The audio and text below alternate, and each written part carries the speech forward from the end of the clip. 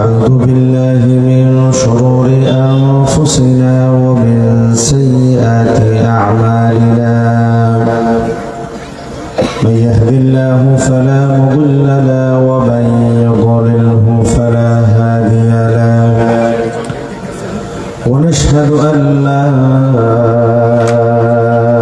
إله إلا الله وحده لا شريك له ونشهد أن سيدنا وحبيبنا ومولانا محمدا عبد الله ورسوله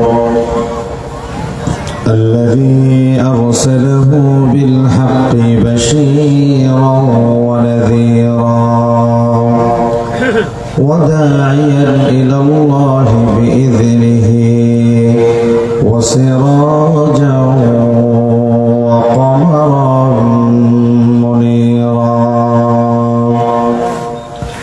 فقد قال الله تعالى في كلامه المجيد وبرهانه التوحيد أعوذ بالله من الشيطان الرجيم بسم الله الرحمن الرحيم ألم نشرح لك صدرك ووضعنا عنك وزرك الذي أنقض ظهرك ورفعنا لك ذكرك صدق الله العظيم وصدق رسوله النبي الحبيب الكريم ونحن على ذلك من الشاهدين والشاكرين والحمد لله رب العالمين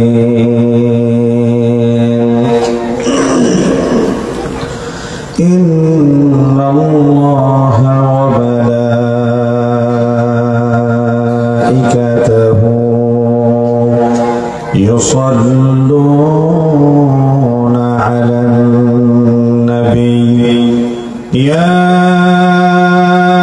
أيها الذين آمنوا صلوا عليه وسلموا تسليما اللهم صل على مولانا محمد وعلى آل سيدنا প্রাণ খুলে আওয়াজ ছেড়ে দিয়ে নবীজির ভালোবাসায় মাতোয়ারা হয়ে পড়ি আল্লাহুম্মা সাল্লি আলা সাইয়্যিদিনা মাওলানা মুহাম্মদ ওয়া আলা আলি সাইয়্যিদিনা তাহাজ্জুদের যাইনা মাঝে মরণ দিও প্রভু আমায় ইকামতে দ্বীনের কাজ কবুল করে নিও আমায় আল্লাহুম্মা সাল্লি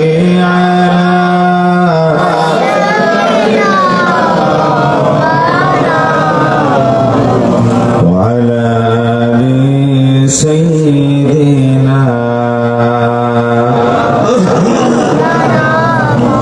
ও মদিনার বুলবুলি কেমনে তোমায় রই ভুলি ও মদিনার বুলবুলি কেমনে তোমায় রই ভুলি দিন কাটে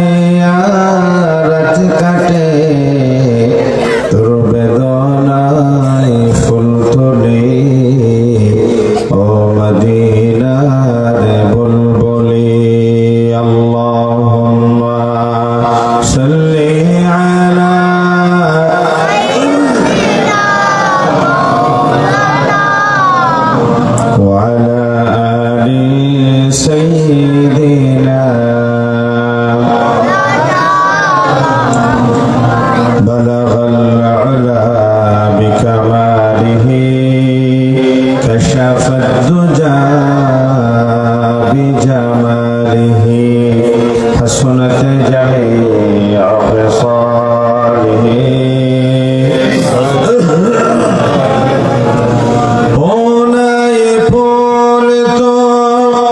बुलबुल का तरन्नुम भी न हो चमने दहर में कलियों का तबस्सुम भी न हो बलगल उला बिकमालिही कशफत दुजा बिजमालिही हसनत जमीअ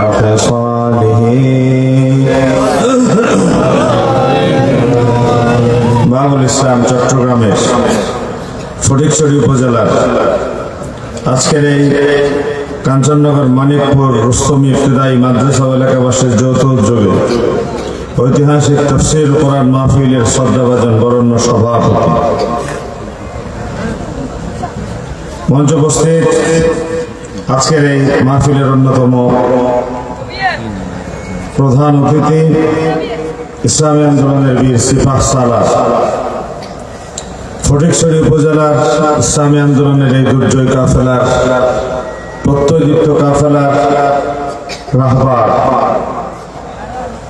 বাংলাদেশ জামায়াত ইসলামীর সম্মানীয় আমির বিশিষ্ট রাজনৈতিক সমাজকর্মী শিক্ষানুরাগী জনাব মোহাম্মদ নাজিমউদ্দিন ইমু সাহেব হাফিজাহুল্লাহ ওয়া রাআহ উপস্থিত আছে ফটিকছড়ি উপজেলার ইসলামী আন্দোলনের এই মজলুম সংগঠনের এই মজলুম জনপদের শ্রদ্ধেয় সেক্রেটারি বিশিষ্ট রাজনীতিক সাবেক ছাত্র নেতা জনাব ইউসুফবিন সিরাজ সাহেব দামাত বারাকাতুহুল আলী স্থানীয় এবং উপজেলার মহানগরী নেতৃবৃন্দ পিতৃতুল্য জাতীয় সেরতাজ মুরব্বিয়ান আযম স্কুল কলেজ মাদ্রাসা বিশ্ববিদ্যালয়ের শিক্ষকবৃন্দ আজিজ তোলাবা পর্দার আড়ালে সম্মানিত বোনেরা আসসালামু আলাইকুম ওয়া রাহমাতুল্লাহি ওয়া বারাকাতুহু মহামহিম রব আল্লাহ সুবহানাহু ওয়া তাআলার শুকর এবং সুজুদ আদায় করছি যিনি সুস্থতা নিয়ে আমাদের ধন্য করে বাছাইকৃত বান্দাদের কাতারে শামিল করে আজকের এই তাফসীর কোরআন মাহফিলে সমবেত হয়ে কথা বলার কথা শোনার জন্য তিনি আমাদের সুযোগ দিয়েছেন আল্লাহর শেখানো ভাষায় হীনমন্যতা দুর্বলতা ঝেড়ে ফেলে চারিদিকে আল্লাহর প্রশংসার ধ্বনিতে যেন প্রকম্পিত হয়ে ওঠে সমস্বরে হৃদয়ের সত্যকর ভালোবাসা আবেগ উজাড় করে দিয়ে শরীরের সঞ্চিত সমস্ত শক্তি কণ্ঠের মাঝ বরাবর নিয়ে এসে রবের শেখানো ভাষায় রবকে তেজ জানিয়ে সকলেই পড়ি আলহামদুলিল্লাহ। জাতির অত্যন্ত দুর্দিনের একটি ঘন কালো ছায়া মাথার উপরে এসে উপস্থিত হয়েছে। এই দুর্দিন হয়তোবা বেশি দিন টিকে থাকবে না। ইসলামী আন্দোলনের অগ্রযাত্রা কখনো কুসুমস্তীর্ণ ছিল না, সবসময় কণ্ঠকাকীর্ণ এবং চ্যালেঞ্জিং ছিল। আজকের বাংলাদেশের ৫৬,০০০ বর্গমাইলের ৬৮,০০০ গ্রামে যখন এই জাতি কোরআনকে রাষ্ট্রীয়ভাবে প্রতিষ্ঠিত করবার জন্য, যখন উলামায়ে কেরামদের নেতৃত্ব মেনে নেবার জন্য, আল্লাহর জমিনে আল্লাহর দ্বীন কায়েমের স্বপ্নে বিভোর হয়ে জাতি যখন ঐক্যবদ্ধ হওয়ার পথে এক শ্রেণীর দ্বীন বিরোধীরা উলামায়ে কেরামদের এবং কোরআনুল কারীমের এই রাজ কায়েমের স্বপ্নকে ধূলিসাৎ করে দেওয়ার জন্য তারা নানাবিধ চক্রান্ত এবং ষড়যন্ত্রে মেতে উঠেছে। আদম আলাইহিস সালামের সাথে লেগেছিল শয়তান, ফেরাউনের সাথে আল্লাহ তাআলা দিয়েছিলেন মুসা কালিমুল্লাহকে, পাশাপাশি ইব্রাহিম আলাইহিস সালামের সাথে পাল্লা দিতে চেষ্টা করেছিলেন নমরুদ। আবার নবী মুহাম্মদ রাসূলুল্লাহ সাল্লাল্লাহু আলাইহি সাল্লামের পথকে আগলে দেওয়ার চেষ্টা করেছিল আবু জেহেল, আবু লাহাব, উতবা, শাইবা। আজও আবু লাহাবের প্রাতাত্তারা, উতবা, শাইবার আন্ডা বাচ্চারা দ্বীনের এই অগ্রযাত্রা চেষ্টা করে। যতদিন সূর্য পূর্ব দিকে উদিত হয়ে পশ্চিম দিকে অস্ত যাবে, শয়তানের চ্যালেঞ্জ যেমনি থাকবে, ফেরাউন হামানের চক্রান্ত ষড়যন্ত্র যেমনি থাকবে, সালাহুদ্দিন আইয়ুবী আল্লাহর জমিনে দ্বীন কায়েমের স্বপ্নে বিভোর হয়ে সমস্ত চ্যালেঞ্জ মোকাবেলা করে আল্লাহর রাজ কায়েমের জন্য, কোরআনের রাজ কায়েমের জন্য জীবন বাজি রেখে সামনে এগিয়ে যেতে প্রস্তুত থাকবে। ঠিক কিনা বলে? এটাই হচ্ছে আমাদের দ্বীন কায়েমের মুজাহিদদের প্রত্যয়দীপ্ত শপথ। আজকে আপনাদের সামনে অত্যন্ত গুরুত্বপূর্ণ একটা বিষয় নিয়ে আলোচনা উপস্থাপন করতে চাই। আল্লাহ তাআলা কালিমার ভেতরে দুটো ক্লজ দিয়েছেন। একটি ক্লজ লা ইলাহা ইল্লাল্লাহ, সেকেন্ড ক্লজ হচ্ছে মুহাম্মাদুর রাসূলুল্লাহ। আল্লাহ ছাড়া কোনো ইলাহ নাই, তিনি এক, তিনি একক, তিনি লা শারীক, তার সাথে কোনো অংশীদার নাই। আর মুহাম্মদ সাল্লাল্লাহু আলাইহি ওয়াসাল্লাম আল্লাহর রাসূল। কালিমার ভেতরে শুধুমাত্র আল্লাহর ওয়াহদানিয়তের ঘোষণার ভেতরে একজন মুমিনের ঈমানকে তিনি মুকাম্মাল হিসেবে ঘোষণার শর্ত করে দেননি, তিনি এর সাথে অংশ জুড়ে দিয়েছেন তার হাবিবের স্বীকারোক্তি এবং আদর্শ বাস্তবায়নের কাছে আত্মসমর্পণ। স্বভাবজাতভাবে আল্লাহ রাব্বুল আলামিন এই জমিনে দুটো শ্রেণীকে চমৎকার হিংসাত্মক মনোভাব নিয়ে কোরআনের আয়াত দিয়ে জাতির ঘৃণার বহিঃপ্রকাশ আশা করেছে। তার ভেতরে একটা শ্রেণীর নাম মুশরিক, আরেকটা শ্রেণীর নাম ইহুদি। জমিনে জাতির জন্য সবচেয়ে ভয়ঙ্কর চক্রান্ত ষড়যন্ত্র করেছে অতীতে এক ইহুদি আর এক মুশরিক। আর বাংলাদেশের প্রেক্ষাপটে যারা দ্বীন বিরোধী, ইসলাম বিরোধী, তাদের চেয়ে ভয়ঙ্কর চক্রান্ত ষড়যন্ত্র দ্বীনের ব্যাপারে করে যায় যারা মুশরিক, যারা আল্লাহর একত্ববাদের সাথে দ্বৈতনীতিতে বিশ্বাস করে। ঠিক কিনা বলেন?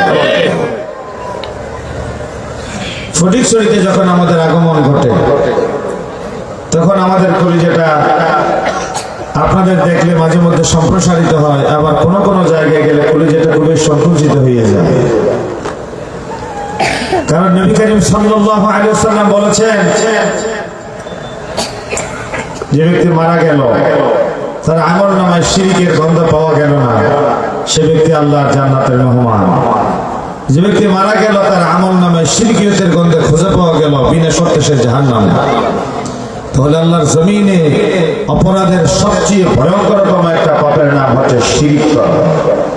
হযরত লোকমান আলাইহিস সালাম তার সন্তানকে ওসিয়ত করতে গিয়ে প্রথম নাম্বার তিনি বললেন, ওয়াইদ ক্বালা লুকমানু লিবনিহি ওয়া হুয়া ইয়াইযুহু ইয়া বুনাইয়া লা তুশরিক বিল্লাহ। আমার কলিজার টুকরা সন্তান, আল্লাহর সাথে কাউকে অংশীদার গ্রহণ করা যাবে না, আল্লাহর সাথে কাউকে শরীক করা যাবে না। কারণ ইন্না শিরকা লাযুলমুন আযীম, শিরক হচ্ছে ভয়ঙ্কর একটা বড় জুলুমের নাম।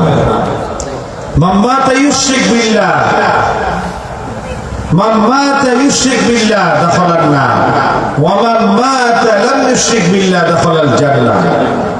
যে ব্যক্তি মারা গেল শিরক পাওয়া যায়নি আমলনামায়, সোজা আল্লাহর জান্নাতে চলে গেল। যে ব্যক্তি মারা গেল আমলনামায় শিরকের গন্ধ পাওয়া গেল, সে জাহান্নামে গেল। এই জন্য জাতির সবচেয়ে ভয়ঙ্কর একটা পাপের নাম হচ্ছে শিরক, বেদাত। কিয়ামতের ময়দানে নবী করিম সাল্লাল্লাহু আলাইহি ওয়াসাল্লাম হাউজে কাউসারের পারে দাঁড়াবেন, তৃষ্ণার্ত বনি আদম তার সামনে এসে ত্রাহি ত্রাহি করবে তৃষ্ণার্ত হয়ে। নবী করিম সাল্লাল্লাহু আলাইহি ওয়াসাল্লাম বলবে, সুহকান সুহকান লিমান গায়্যারা বাদি, আমার পাশ থেকে দূর হয়ে যাও, দূরে চলে যাও, কারণ আমি নবীর ইন্তেকালের পরে আমার রক্ত ভেজা, মাথার খুলি ভাঙা, রক্ত মিশ্রিত ইসলামকে তুমি বেদাত ভর্তি করে দিয়ে টুকরো টুকরো করে দিয়েছিলে। এমন বেদাত সমাজ আছে না নাই? দ্বীনকে সবাই করে দিচ্ছে তারা। রাসূলুল্লাহ সুন্নাহ হয়ে গিয়েছে সে গলিব অপরিচিত, সমাজে গ্রামে গঞ্জে রন্ধ্রে রন্ধ্রে হয়ে গিয়েছে বেদাতের শাইলা। আজকে আপনাদের সামনে যে বিষয়টা আলোচনা করতে চাই সেটি হচ্ছে নবী করিম সাল্লাল্লাহু আলাইহি ওয়াসাল্লামের শ্রেষ্ঠত্ব। এর ফাঁকে ফাঁকে কিছু মরিচ মশলা তো থাকবেই, এটা তো আমাদের আলোচনার পড়া। প্রথম নাম্বার আমার নবীর শ্রেষ্ঠত্বের একটা পয়েন্ট, সেটি হচ্ছে কোরআনুল কারীমের মাধ্যমে আল্লাহ তাআলা নবুয়তের ধারার উপর সিলগালা করে দিলেন। কোরআনুল কারীমের পরে আর কোনো ওহী জমিনে নাযিল করা হবে না। নবী করিম সাল্লাল্লাহু আলাইহি সাল্লামের পরে আর কোনো নবী জমিনে আসবে না। নবী করিম সাল্লাল্লাহু আলাইহি সাল্লাম বললেন, আনা খাতামুন নাবিয়্যিন লা নাবিয়্য বা'দি, আমি নবী হলাম শেষ নবী, আমার পরে আর কোনো নবী নাই, রাসূল নাই। যদি আমার পরে আল্লাহ রাব্বুল আলামিন কাউকে নবুয়ত দিয়ে নবীর মর্যাদা দিতেন, লাকানা ওমর ইবনুল খাত্তাব, অবশ্যই খাত্তাবের পুত্র ওমরকে আল্লাহ নবুয়ত দিয়ে নবীর মর্যাদা দিয়ে দিতেন। আচ্ছা বলে, হযরত ওমর কি নবী হয়ে শহীদ হয়েছেন নাকি খলিফা হয়ে? কথা বলেন, হযরত ওমর কি নবী হয়ে ইন্তেকাল করছেন নাকি খলিফা হয়ে? হযরত ওমরের ব্যাপারে রাসূল একমাত্র বলেছে, আমার পরে নবী হলে ওমর হবে নবী। যেহেতু ওমর নবী হয়নি, কিয়ামত পর্যন্ত আর কোন নবী হওয়ার সম্ভাবনা কারোর উপর আছে? আমার নবী এমন নবী যার মাধ্যমে নবুয়তের ধারার উপর আল্লাহ তাআলা সিলসিলা করে দিলেন, লা তাকুমুস সাআহ হাত্তা ইউবআথা দাজ্জালুন কাযাবুন করিবুন মিন 30 কুল্লুহুম ইয়াজআমু আন্নাহু নাবিয়্যুন। আমি নবীর পরে আর কোন নবী এবং রাসূল আসবে না, তবে 30 জন ভণ্ড নবীর উদ্ভব হবে, প্রত্যেকে নিজেকে নবী এবং রাসূল দাবি করবে। মুসাইলামাতুল কাজ্জাব, পাঞ্জাবের সে কুখ্যাত কাদিয়ানী কাফের, যারা চট্টগ্রাম শহরের চকবাজার অলি খান মসজিদের পাশে মসজিদে বাইতুল বাসের নাম দিয়ে জাতির সাথে ধোঁকাবাজি করে ঈমান হরণের জন্য তারা চেষ্টায় মেতে উঠেছে। ঢাকা মেডিকেল কলেজের পাশে তাও চকবাজার কাদিয়ানীদের সেই সেন্টার। সারা বাংলাদেশে তারা সরল প্রাণ মুসলমানদের ঈমান আকীদা হরণ করে জাতিকে ঈমান থেকে দূরে সরিয়ে জাহান্নামের পথে পরিচালিত করবার জন্য তাদের মিশন আজকে চলমান। কোরআনুল কারীমের সূরা আহজাবের 40 নম্বর আয়াতে আল্লাহ তাআলা বলেছেন, মুহাম্মদ সাল্লাল্লাহু আলাইহি ওয়াসাল্লাম তোমাদের ভেতরকার কোন পুরুষের পিতা ছিলেন না, ওয়ালাকি রাসূলুল্লাহ, তিনি হচ্ছেন আল্লাহর রাসূল, ওয়া খাতামান নবিয়্যিন, এবং তিনি শেষ নবী। গোলাম আহমদ কাদিয়ানী এবং তার অনুসারীরা যদি মুহাম্মদ সাল্লাল্লাহু আলাইহি ওয়াসাল্লামকে শেষ নবী মানে, মুহাম্মদ সাল্লাল্লাহু আলাইহি ওয়াসাল্লামকে নবী মানলেও তারা শেষ নবী মানে না। আপনারা জবাব দিবেন বুঝে শুনে। কোরআনুল কারীমের সূরা ফাতিহার আলহামদু থেকে শুরু করে মিনাল জিন্নাতি ওয়ান নাসের সিন পর্যন্ত একটা শব্দ, একটা সেন্টেন্স, একটা অক্ষর যদি কেউ অস্বীকার করে, তিনি কি নিজের মুমিন মুসলমানদের ভেতরে দাবি করতে পারেন? গোলাম আহমদ কাদিয়ানী এবং তার অনুসারীরা সূরা আহজাবের 40 নম্বর আয়াতে অর্ধেক তারা স্বীকার করে, অর্ধেক স্বীকার করে না। মুহাম্মদ সাল্লাল্লাহু আলাইহি ওয়াসাল্লাম আল্লাহর রাসূল ছিলেন এই কথা পর্যন্ত তারা মানে, শেষ নবী ছিলেন এই কথা তারা মানে না। যদি না মুহাম্মদ সাল্লাল্লাহু আলাইহি ওয়াসাল্লামকে কেউ শেষ নবী না মানে, বাংলাদেশে তাদের যদি জন্মসূত্রে তারা বাংলাদেশের নাগরিক হয়, তারা দেশের ট্যাক্স দেয়, ভ্যাট দেয়, তারা নাগরিক হিসেবে দেশে থাকো, তবে কোরআনুল কারীমের খাতামুন নবিয়্যিন এই দুটো শব্দ অস্বীকার করার কারণে, আমার নবীর শেষ নবুয়ত অস্বীকার করার কারণে মুসলমান হিসেবে বাংলাদেশের জমিনে বসবাস করার তাদের কোনো অধিকার থাকতে পারে না। ঠিক না বলেন? রাষ্ট্রীয়ভাবে তাদেরকে অমুসলিম ঘোষণা করা হোক, তারা দেশ থেকে বিতাড়িত হোক, সেটা চাই না। আমার নবী ঘোষণা দিয়েছেন ভণ্ড নবীর উদ্ভব হবে 30 জন। কেউ যদি কোনো জায়গায় নিজেকে নবী দাবি করে, আর কাঞ্চননগরের মানিকপুর এলাকার কেউ কোনো ব্যক্তি যদি মনে মনে কল্পনা করেন ফটিকছড়ি বিবির হাটে একজন নিজেকে নবী দাবি করেছে, আমি ওই ব্যক্তিকে একটু দেখতে যেতে চাই, বিশ্বাস করেন খোদাকে কসম, যে মুহূর্তে নিয়ত করেছেন মানিকপুর থেকে ওই ব্যক্তিকে দেখতে যাবেন, সাথে সাথে দিন থেকে খারিজ হয়ে গেছে। কারণ কোন ব্যক্তিকে নবুয়তের দাবিদার এমন ভণ্ডকে যদি দেখতে যাওয়ার চিন্তা মাথায় আসে, তাহলে আপনি মনে মনে কল্পনা করেছেন বোধহয় আমার নবীর পরে দ্বিতীয় কেউ নবুয়তের দাবিদার হয়ে পৃথিবীতে আসার সম্ভাবনা আছে।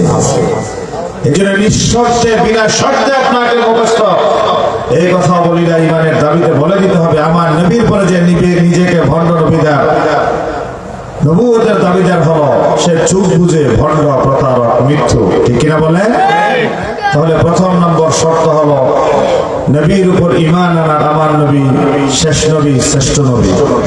2 নম্বর, নবী করিম সাল্লাল্লাহু আলাইহি ওয়াসাল্লাম সহ কোরআনুল কারীমে আল্লাহ তাআলা 25 জন নবী এবং রাসূলের নাম উল্লেখ করেছেন। আওয়াজ দিয়ে বলবেন কয়জন? 25 জন। কোরআনুল কারীমে আল্লাহ রাব্বুল আলামিন বলেন, ওয়া ওয়াহাবনা লাহু ইসহাক ওয়া ইয়াকুব কুল্লান হাদাইনা ওয়া নূহান হাদাইনা মিন ক্বাবল ওয়া মিন যুররিয়্যাতিহি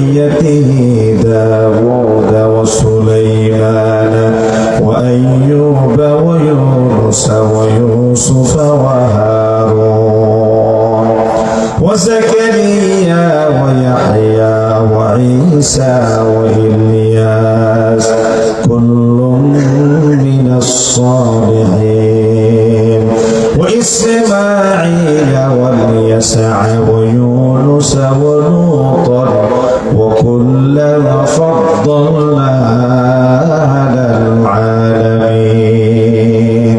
الله أكبر.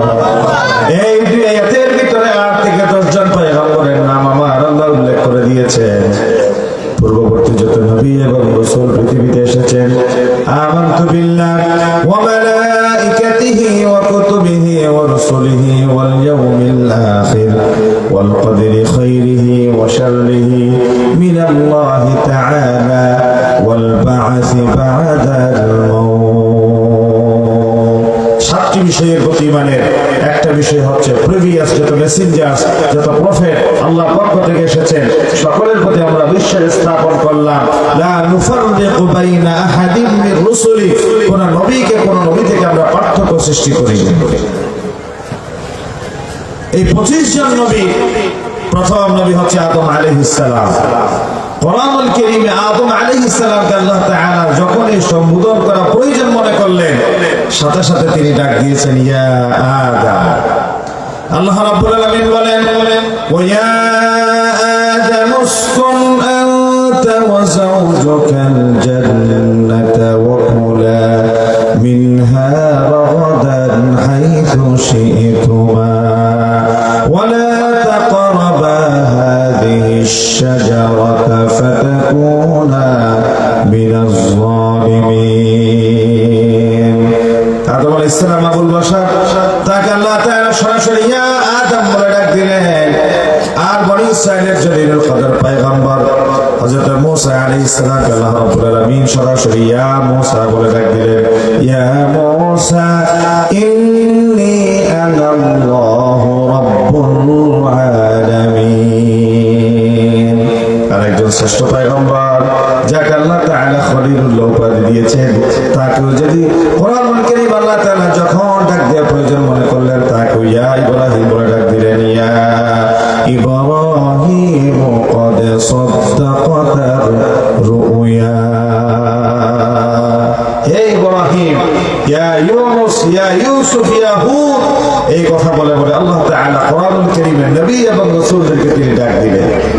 কিন্তু আমার নবীকে যখনই তিনি ডাক দিয়ে প্রয়োজন মনে করলেন, কোন জায়গায় ইয়া মুহাম্মদ এই কথা বলে একটিবারের জন্য তিনি ডাক দেন না। কাঞ্চননগরের ফটিকছড়ি মানিকপুরবাসী জবাব দিবে, কোরআনুল কারীমে আমার নবীর মুহাম্মদ এই নামটা এসেছে 4 বার। বলেন কয়বার? জিজ্ঞাসা করে বলতে পারবেন তো মুহাম্মদ শব্দটি কোরআনে এসেছে কয়বার? 4 বার। একবার ওয়ামা মুহাম্মাদুন ইল্লা রাসূল, সূরা আলে ইমরানের ভিতরে আল্লাহ ডাক দিয়েছে। 2 নাম্বার মা কানা মুহাম্মাদুন আবা আহাদিন মির রিজালিকুম ওয়ালাকিন রাসূলুল্লাহি ওয়া খাতামান নাবিয়্যিন। সূরা আহজাবের ভিতরে ডাক দিলেন। 3 নম্বরে ডাক দিলেন সূরা হুজুরাতের ভিতরে মুহাম্মাদুর রাসূলুল্লাহ ওয়াল্লাযীনা মা'আহু আশিদ্দাউ আলাল কুফফারি রুহামাউ বাইনাহুম। 4 নম্বরে ডাক দিলেন সূরা মুহাম্মাদের 2 নম্বরে আল্লাহ তাআলা বলেন ওয়াল্লাযীনা আমানু ওয়া আমিলুস সালিহাতি ওয়া আমানু বিমা নুজিলা আলা মুহাম্মাদিন ওয়া হুয়াল হাক্কু মির রাব্বিহিম কাফফারা আনহুম সাইয়্যাতিহিম ওয়া আslaha বালাহুম। বলে আল্লাহু আকবার। কোরআনুল কারীমের 4টি জায়গায় আল্লাহ রাব্বুল আলামিন তার হাবিব মুহাম্মদ সাল্লাল্লাহু আলাইহি ওয়াসাল্লামের নাম বিশেষ বিশেষ প্রেক্ষাপটে উল্লেখ করলেন, কিন্তু কোরআনের কোন জায়গায় ইয়া মুহাম্মদ এই কথা বলে আল্লাহ একটিবারের জন্য ডাকবেন নাই। যখন ওই আল্লাহ তার নবীকে ডাক দিয়ে প্রয়োজন মনে করলেন, অত্যন্ত সম্মানের সাথে মর্যাদার সাথে তিনি এভাবে ডাক দিয়ে বলে ইয়া আইয়ুহান নাবিয়্যু হাসবুকাল্লাহু ওয়া মান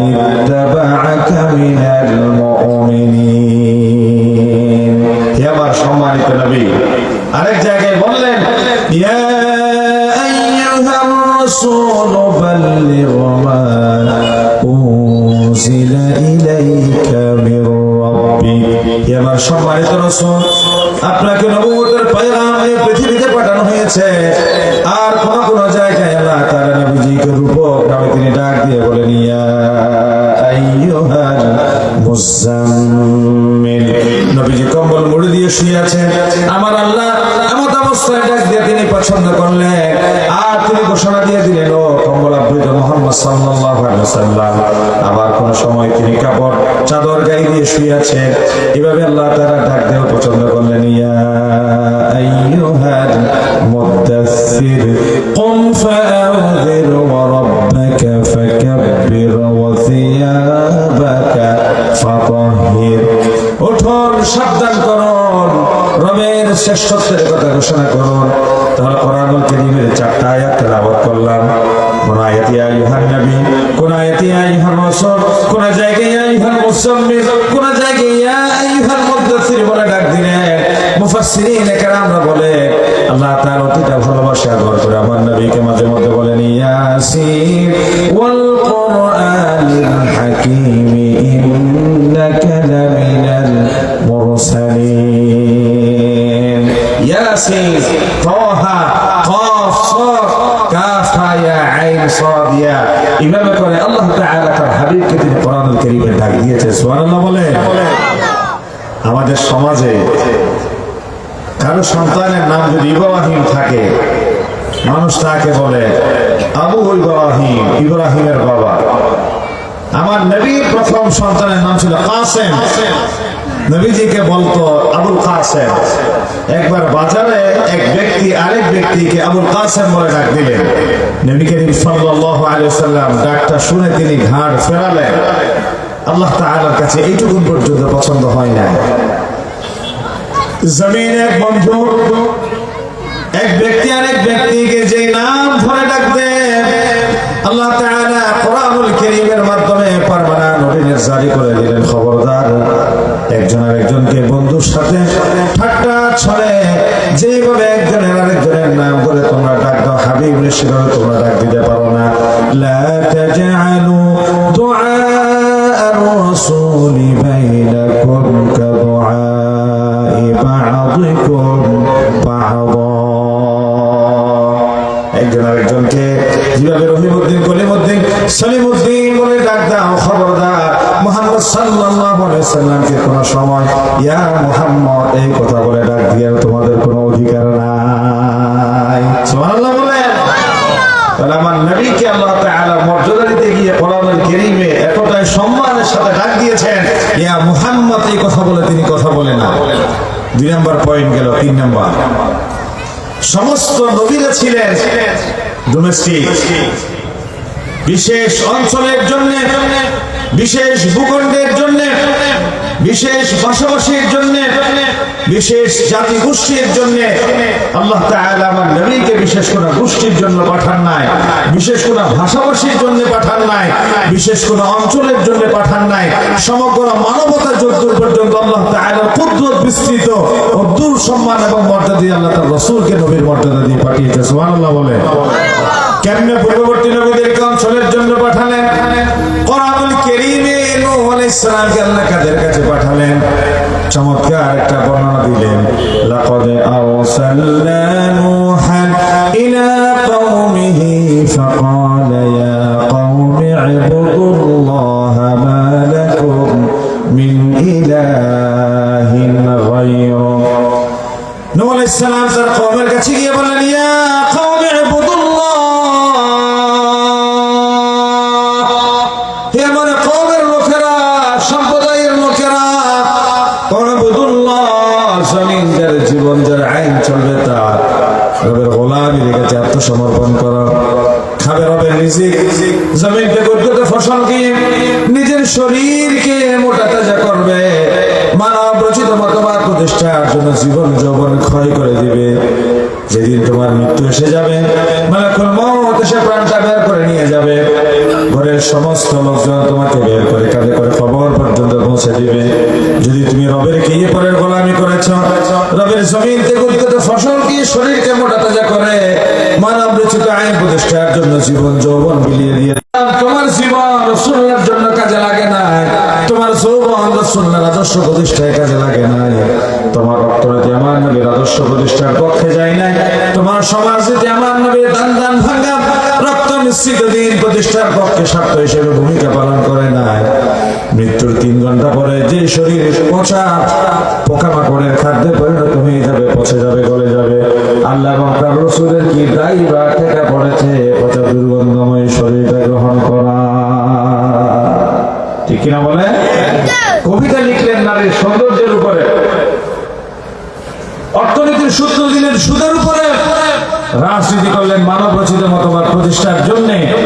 মৃত্যুর পরে এখন আপনাকে ঢুকিয়ে দিয়ে হচ্ছে কবরে, আপনি আল্লাহ এবং তার রাসূলের মিল্লাতের উপর কবর আপনাকে রাখা হচ্ছে। এটা কি সত্য সাক্ষী না মিথ্যা সাক্ষী? বলেন না, সত্য না মিথ্যা? তাও ছেলে দেয় না, মেয়ে দেয় না, ভাই দেয় না, এই সাক্ষীটা দেয় মসজিদের ইমাম সাহেবকে দিয়ে। একজন মসজিদের ইমাম, তিনি সবচেয়ে শ্রদ্ধা সম্মানের পবিত্র মানুষ। এই পবিত্র মানুষটারে দিয়ে এই পচা দুর্গন্ধময় লাশটা কবরে নামানো হচ্ছে একটা মিথ্যা সাক্ষীর উপরে। আপনি কি বুঝতে পারেন না জমিনে শৈশব, কৈশোর, যৌবন, প্রৌঢ়, বৃদ্ধকাল আপনি জমিনে ফেরাউন, হামান, নমরুদের আদর্শ প্রতিষ্ঠার জন্য ক্ষয় করলেন, আর মৃত্যুর পরবর্তী পচা দুর্গন্ধময় শরীরটা জোর করে ঠেলা দিয়ে কবরে আল্লাহর নামের উপর ছুড়ে দিলেন। আল্লাহ কি এতটাই কম বুঝে মনে করলেন? সামনে আসছে নির্বাচন। বিগত 5 বছর 10 বছর কেউ আপনাকে দয়া করে কোনো টাকা পয়সা দিলেও পরিবার নিয়ে আপনি সুন্দর চলেছেন, না দিলেও আপনি সুন্দর চলেছেন। ভোটের আগের রাতে, ভোটের 3 দিন আগে, 1 সপ্তাহ আগে যারা 1 কাপ চা খাওয়াতে, যারা হাতের পকেটে মুঠের ভিতরে 500 টাকা 1000 টাকা গুঁজে দিয়ে আপনার স্বচ্ছ আমানতটা কেড়ে নেওয়ার জন্য চেষ্টা করবে, তারা জাতির সাথে ধোঁকাবাজি করার চেষ্টা করবে। খবরদার, আপনি 500 টাকা খাবেন না, আপনি পেটের ভিতরে এদিকের সম্পদ খাওয়ার মতো আগুন খাবেন, হারাম সম্পদ ভোগ করবেন। ঠিক কিনা বলেন? আপনি 5 বছর তাদের চেহারা দেখেন নাই, তাদের দয়া অনুকম্প পান নাই। আজ তাদের দয়া অনুগ্রহ অনুকম্প না পেলে আপনি সুন্দর আপনার পরিবার পরিজন নিয়ে আপনার ভবিষ্যৎ বিনির্মাণ করতে পারবেন। বিনয়ের সাথে বলে যায়, এই হারাম পয়সা গ্রহণ করে একজন অসৎ মানুষকে আপনার এই ফরিদচুরি নেতৃত্বের জন্য ওই পথটাতে বসাবেন না। কারণ নবী করিম সাল্লাল্লাহু আলাইহি ওয়াসাল্লাম বলেছেন, কেউ যদি অন্যায় করলো আর পাশের কেউ যদি সে অন্যায়ের সাপোর্ট দিল, অন্যায় যে করলো, অন্যায়ের যে পরিমাণ পাপ তার আমল নামায় যুক্ত হবে, পাশের থেকে যে সাপোর্ট করলো তার আমল নামায় অটোমেটিক এই ব্যক্তির পাপের অংশ যুক্ত হয়ে যাবে। ঠিক না? বলে কি নাউজুবিল্লাহ বলবেন না সুবহানাল্লাহ বলবেন? বলেন নাউজুবিল্লাহ বলেন না। আপনার আমল নামায় অটোমেটিক পাপের একটা অংশ যুক্ত হয়ে যাবে। অনুরূপ আদালু আলাল খাইরি কাফাইলিহি, দিনদার, ইমানদার, আল্লাহওয়ালা, খোদা বেরো, পরহেজগার, খোদা কুটিবিহীন বিশাল আকাশ, সুপ্রশস্ত এই জমিনে আল্লাহর রাজত্ব কায়েমের জন্য যারা জীবন যৌবন বিলিয়ে দিতে চায়, তাদেরকে যদি আপনি সাপোর্ট দিলেন, ভোট দিলেন, সমর্থন দিলেন, তাদের পক্ষে স্লোগান দিলেন, কিয়ামতের ময়দানে জমিনে তারা কল্যাণকর কাজ করে যে তারা সবার ভাগীদার হবে, আল্লাহ তাআলা সাপোর্টার হিসেবে থাকার কারণে আপনার অটোমেটিক্যালি আমল নামে সেই সওয়াব যুক্ত করে দিবে। ঠিক কিনা বলে? এই কথা বললেই বলে আমরা জান্নাতের টিকিট বিক্রি করি। এবার আপনি ব্যাখ্যা করেন না, এই হাদিসটা আপনি অস্বীকার করেন, যদি বুকের পাড়া থাকে দাঁড়ায় কথা বলেন আমার সাথে। এটা বুখারীর হাদিস।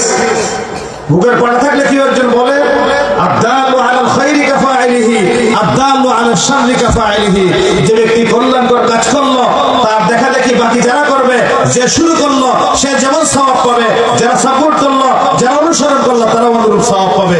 যে অকল্যাণ কাজ করলো সে প্রেমী পাপীর ভাগীদার হবে।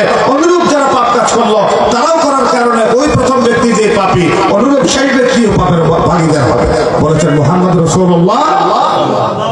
কথা বললে বলে যে আমরা জান্নাতের টিকিট বেশি। জান্নাতের টিকিট তো আসলেই বেশি।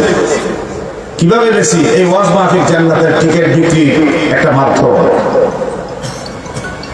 আপনাদের এই দেশের পুকুরে মাছের পোনা ফেলে না, হন ও মাছক 22 বেছে কিনা ভাই 6 রেখে নাকি আর কি হয় ভাই 6 কেন চলি কথা কই না কে লেখেন বাজি নইলে শুধু বছর করে মত দেখতে না 22 করলে 22 এক জায়গা তো আরেক জায়গা বেশি বললে যাই সামনে দিয়ে আসতো না ভালো লাগে না রে বারবার দেবে না ধরে তো ভালো লাগে না রে ফিসলি অথবা সামনে সাথে লিয়ে যেত না রে আই টেকটা অত যেরে সাথে হলো তো মনে হয় তো সাহা খাইবো যে তোমার দুঃখী কিছুটি ভালো লাগে বাসা মধ্যে যে ভালো আড়ে কিন্তু অত তার নড়ুকে এই একটু হাত করে দিন ভাই হাত করে এত দূরত্ব আইলে বাজি এবার ইয়ে রাহিয়ে কেন করে 5 মিনিট জিরো না জনটুকি ওকে চা খাওয়া না হয়তো ভাই নবুঝলি বাজি কি হয়তো এই যে দুইটা আর একটা মাছের বাইশ আছে মাছের বাইশ যদি খান্দত যেত নাছিল যে লেস খাইয়ে মাছ লইকে বাঁচি আছিল 5 মিনিট যদি আর রাহি নলার দিয়ে তাহলে বাইশন বাজি 5 মিনিট চা খাই থাকি ওকে মারিয়ে যাব ব্যাকুল মরি সেট হয়ে যাব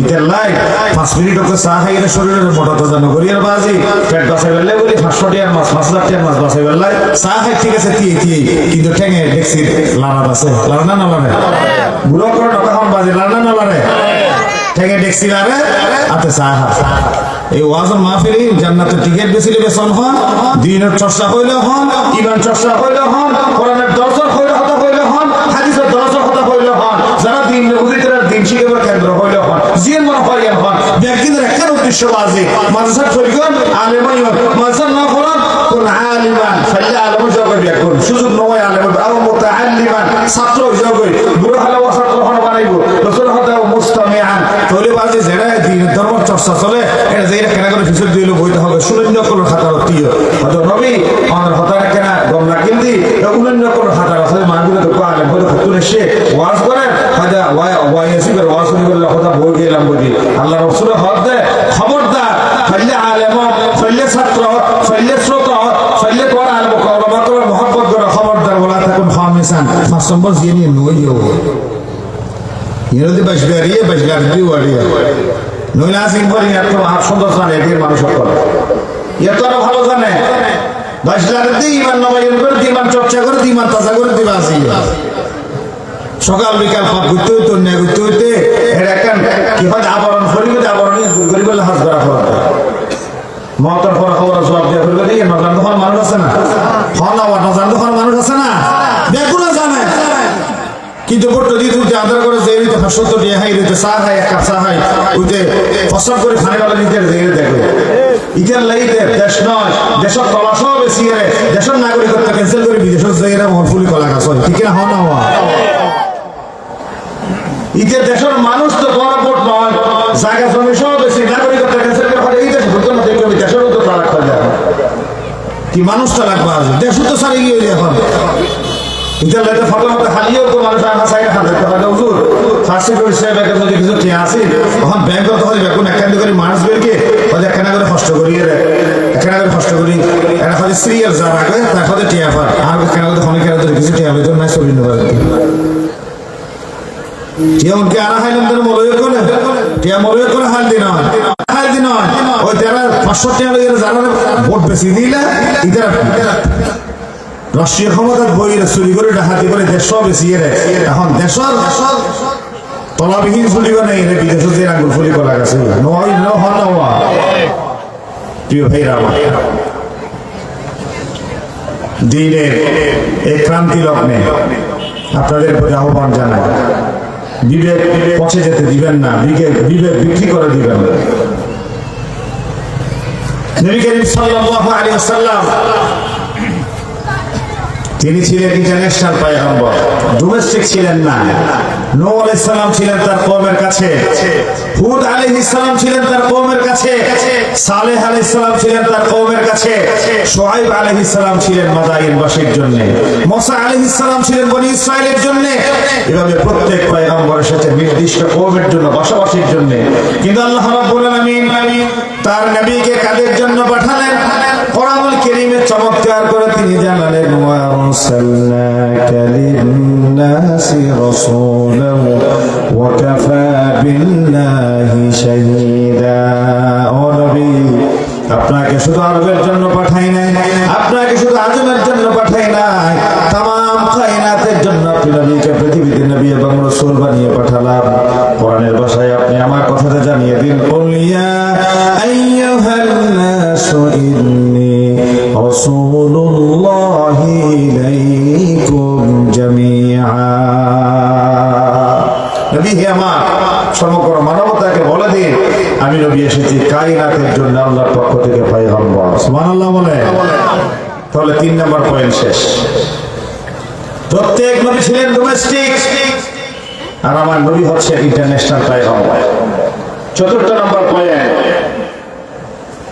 মাসের ভিতরে শ্রেষ্ঠ মাস মাহে রমাদান। আসমানি কিতাবের ভিতরে শ্রেষ্ঠ কিতাব মহাগ্রন্থ আল কোরআনুল কারীম। জমিনের ভিতরে শ্রেষ্ঠ স্থান হচ্ছে মক্কাতুল মুকাররমা, খানে কাবা, সেই পাদদেশ। দিনের ভিতরে শ্রেষ্ঠ দিন ইয়ৌমে আরাফা, রাতের ভিতরে শ্রেষ্ঠ রাত লাইলাতুল কদর। तमाम মানুষের ভেতরে শ্রেষ্ঠ মানুষ মুহাম্মদুর রাসূলুল্লাহ সাল্লাল্লাহু আলাইহি ওয়াসাল্লাম।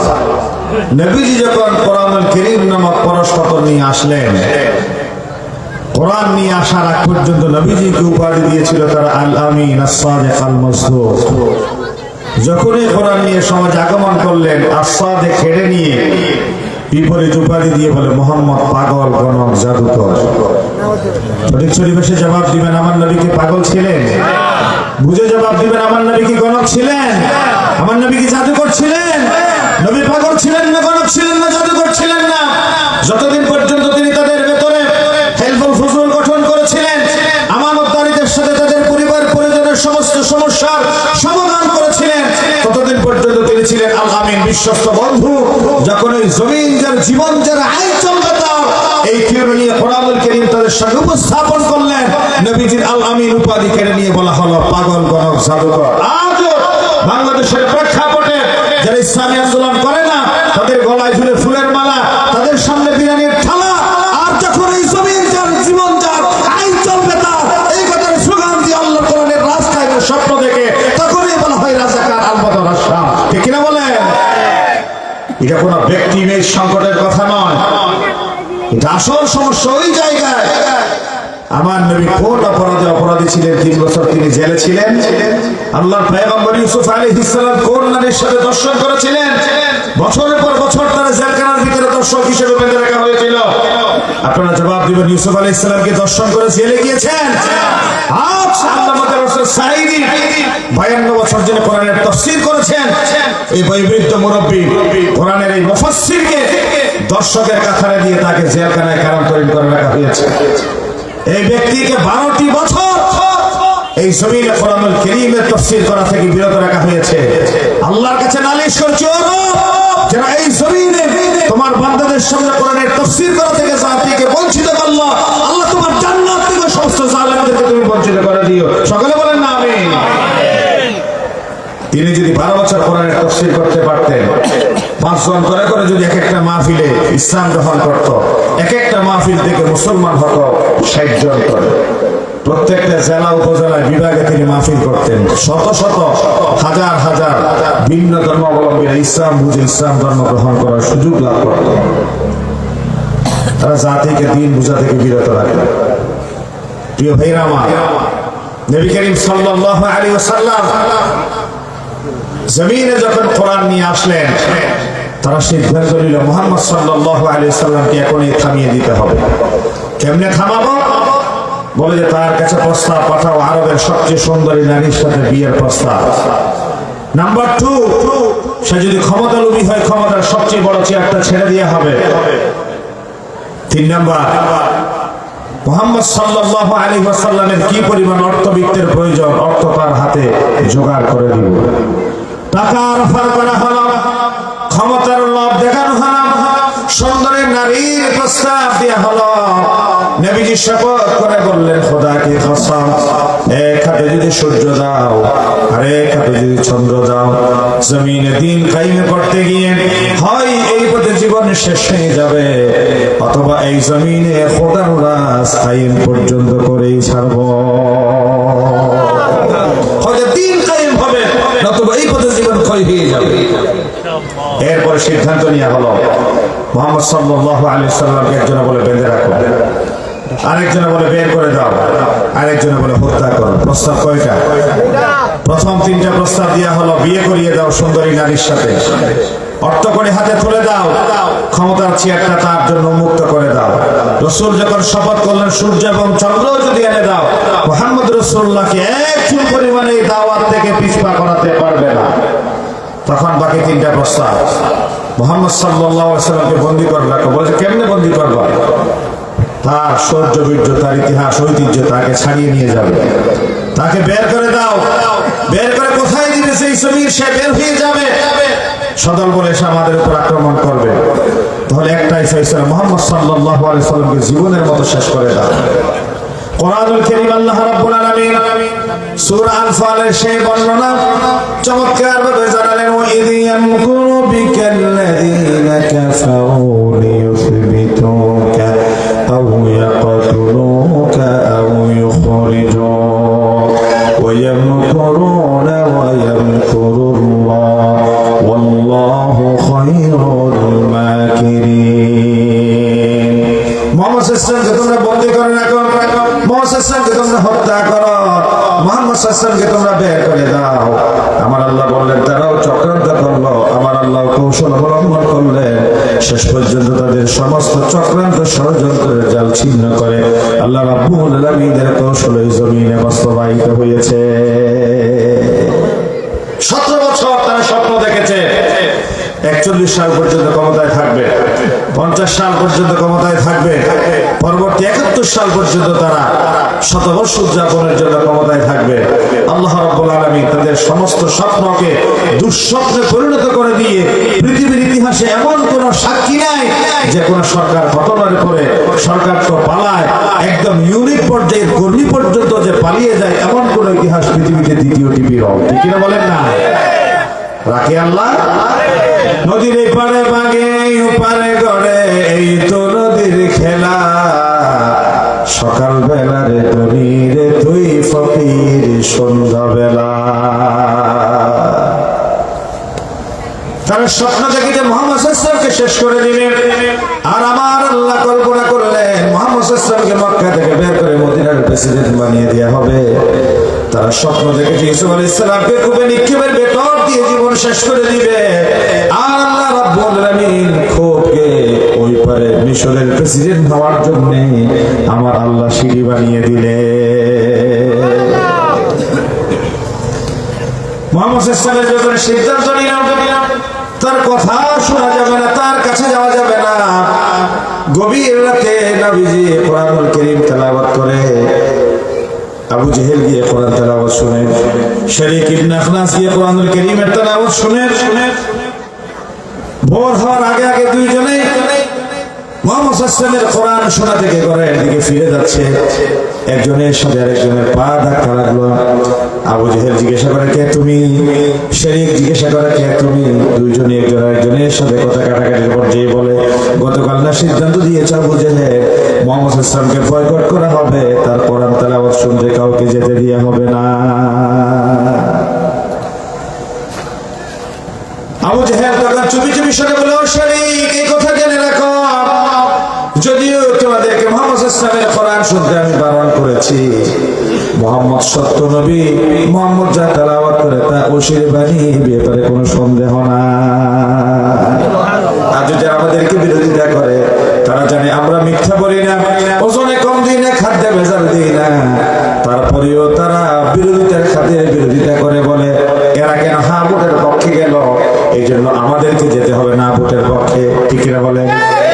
আমরা বলি হা মানি বাংলাদেশ, হা মানি স্বাধীনতা, হা মানি সার্বভৌমত্ব, হা মানি ৩৬শে জুলাই, হা মানি আমার আবু সাঈদের রক্তের ঋণ পরিশোধ করা, হা মানি আমার হাদির এই জমিন ইনসাফের পক্ষে যে রাষ্ট্র গঠনের কথা বলেছেন সেই রাষ্ট্র গঠনের পক্ষে আপনার সমর্থন ব্যক্ত করা।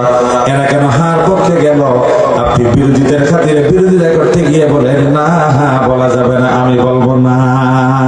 ঠিক কিনা বলেন? বিরোধিতার কোনো যুক্তি নেই, কোনো কারণ নাই, শুধু কেন হা, এই জন্য আমি না।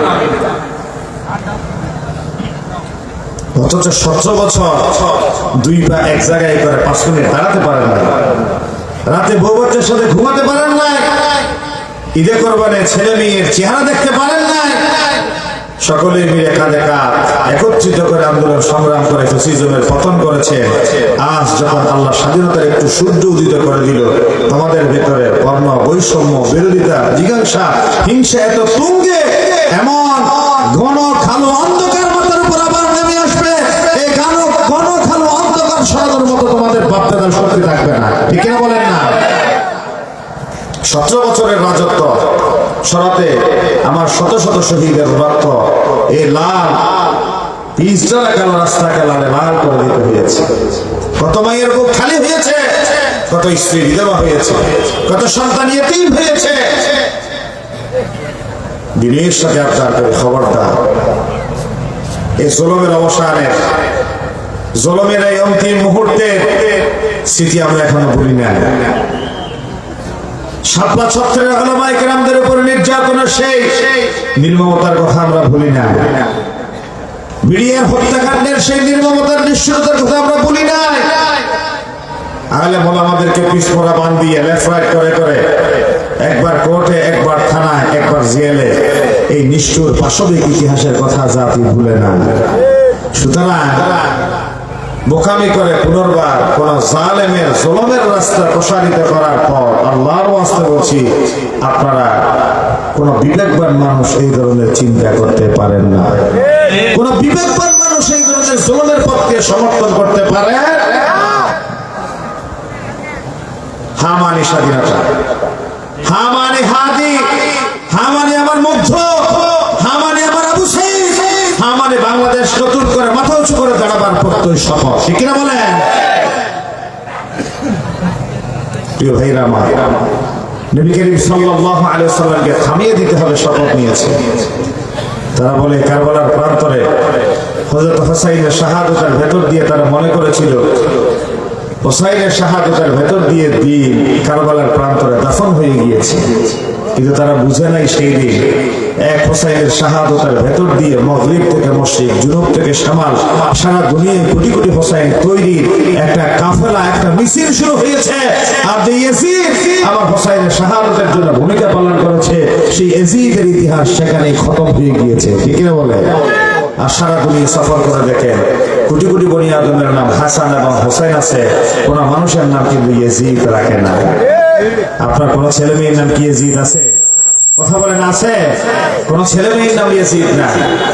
কিন্তু তারা সেদিন মনে করেছিল হযরত হোসাইনের শাহাদাতের ভেতর দিয়ে বোধহয় ইসলামকে নির্বাপিত করে দেওয়া যাবে না। ইসলামকে নির্বাপিত করে দিতে পারে না। ইসলাম জিন্দা হুতা হয় হর কারবালা কে বাদ। তারা চেয়েছিল নবীজিকে মক্কা থেকে বের করে দিবেন, নবীজির নাম জমিন থেকে নির্বাপিত হয়ে যাবে। আর আল্লাহ রাব্বুল আলামিন সিদ্ধান্ত নিলেন, তোমরা চেষ্টা করবে নবীজিকে অবরুদ্ধ করার, তোমরা চেষ্টা করবে নবীজিকে বন্দী করে রাখার, তোমরা চেষ্টা করবে নবীজিকে হত্যা করার, কিন্তু আমি আল্লাহর ইচ্ছা নবীজিকে মক্কা থেকে মদিনায় নিয়ে গিয়ে মদিনার প্রেসিডেন্টের চেয়ারে বসা। কালিমাও মে নামাজও মে ইকামত মে আযা মে হে নাম ইলাহি সে মিলা নামে মুহাম্মদ। কালিমাও মে নামাজও মে ইকামত মে আযা মে হে নাম ইলাহি সে মিলে নামে মুহাম্মদ। যারা চেয়েছে নবীজিকে মক্কা থেকে বের করে দিয়ে তিন করে দিবেন, নবীজিকে নিরস্ত্রয় করে দিবেন, কিন্তু আমার আল্লাহ বলেন, জেনে নাও, শুনে নাও, নবীজির নাম আযানের ভিতরে পাওয়া যায়, নবীজির নাম ইকামতের ভিতরে পাওয়া যায়, নবীজির নাম সূর্যোদয়ের দেশে শোনা যায়, নবীজির নাম সূর্য অস্তের দেশে শোনা যায়, নবীজির নাম আজকে আকাশে বাতাসে ঘন্টা বাজে। তারা চেয়েছিল মাটির ভিতরে দাফন করতে, আমার আল্লাহ বলেন পথ করে রুটিন করতে। তোমরা যা চাও আমার আল্লাহর সিদ্ধান্ত শেষ পর্যন্ত বাস্তবায়িত হবেই হবে। রাখি আল্লাহ আমাকে তোমাদের বিরোধিতা সেই সূচনা লগ্ন থেকেই দেখে আসছি। বিরোধিতা বিরোধিতা থাকলে পথ চলা সচেতন ভাবে করা যায়, বিরোধিতা থাকলে চিন্তার পরিশুদ্ধতা আসে, বিরোধিতা থাকলে আমাদের চিন্তার প্রখরতা থাকে। বিরোধিতা না থাকলে মানুষ ডেসপারেট হয়ে যায়, বেপরোয়া হয়ে যায়, মনে করে যেন সারা পৃথিবীর সবকিছু তার হস্তগত হয়ে গিয়েছে। নবী করিম সাল্লাল্লাহু আলাইহি ওয়াসাল্লামের উপরে নাযিল হলো সূরা নসর। সূরা নসর নাযিল হওয়ার পর সকল সাহাবী আনন্দে উদ্বেলিত, খুশিতে আত্মহারা। একজন সাহাবী অজর দ্বারায় কাঁদছে, তিনি খলিফাতুল মুসলিমিন আবু বকর ইবনে কুহাফা রাদিয়াল্লাহু তাআলা আনহু, জিজ্ঞাসা করা হলো সূরা নসরের ভেতরে এসেছে আল্লাহর সাহায্য এবং বিজয় যখন আসবে তখন তোমরা দেখবে দলে দলে লোকজন ইসলামে দাখিল হচ্ছে। বলে এটা তো আনন্দের সংবাদ, কান্নার কি আছে? এটাতে কান্নার কি আছে? হযরতে আব্দুল্লাহ ইবনে আব্বাস রাদিয়াল্লাহু তাআলা ছোট ছেলে, তিনি ব্যাখ্যা করছেন, বলে যে সূরা নসরের ভেতরে আল্লাহর দ্বীন কায়েমের পরে মুসলমানদের বিজয়ের কথা বলা হয় নাই, মুসলমানদের বিজয়ের সাথে সাথে এই জমিন থেকে আল্লাহ তাআলা তার রাসূলকে উঠিয়ে নিবে, আমরা নবী থেকে ইতিম হতে চলেছি। সুতরাং এই জমিনে যখন বাতিলদের বিরোধিতা বন্ধ হয়ে যাবে, এই জমিনে যখন দ্বীন মুকাম্মাল লিসান হায়াত হিসেবে প্রতিষ্ঠিত হয়ে যাবে, তখন জমিন ঈসা আলাইহিস সালাম অবতরণ করবে, জমিন বেশি দিন থাকবে না, তখন কিয়ামতের নিশানা খুঁজে পাওয়া যাবে। ঠিক না বলে? এর এক পর্যন্ত আমরা সতর্কতার সাথে পা বাড়াচ্ছি, সতর্কতার সাথে পা দিচ্ছি সামনের দিকে।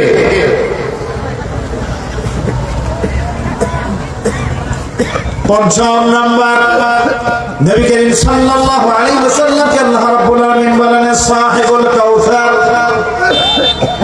রাসূলুল্লাহ ছিলেন তিনজন পুত্র সন্তান, প্রাপ্ত বয়স্ক হওয়ার আগে আল্লাহ তাআলা তাদেরকে জমিন থেকে উঠিয়ে নিলেন। কাফেররা বলা বলে শুরু করল মুহাম্মদ তো নির্বংশ, সে কেমনে সর্বকালের সর্বযুগের সর্বশ্রেষ্ঠ পয়গম্বর হয়, তার ইন্তেকালের পরে তো তার ঘরের আলোকবর্তিকা হিসেবে করে সন্তান খুঁজে পাওয়া যায় না। আল্লাহ রাব্বুল আলামিনের আশাসীমে তাদের এই ব্যঙ্গাত্মক কথা পৌঁছে গেল। আল্লাহ তাআলা কোরআনের সর্বকনিষ্ঠ সূরা নাযিল করে দিলেন, ইন্না আ'তাইনাকাল কাউসার ফাসাল্লি লিরাব্বিকা ওয়ানহার ইন্না শানিআকা হুয়াল আবতার।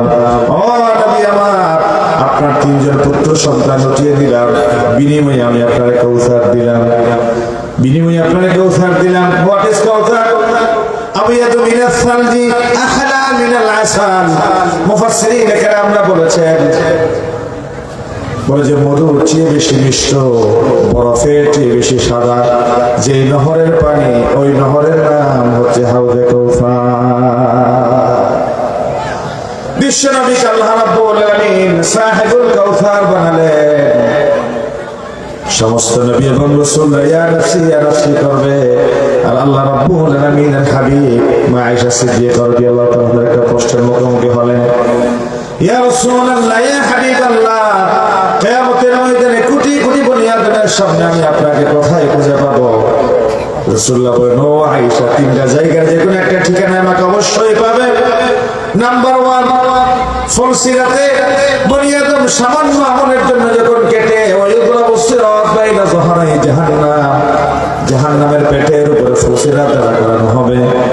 এই যে কেটে যখন মানুষ জাহান্নামে পড়ে যাওয়ার উপর করানো হবে, আমি নবী ওই জায়গায় দাঁড়িয়ে গিয়ে তাদেরকে উদ্ধার করে আল্লাহর জান্নাতে পৌঁছে দিব।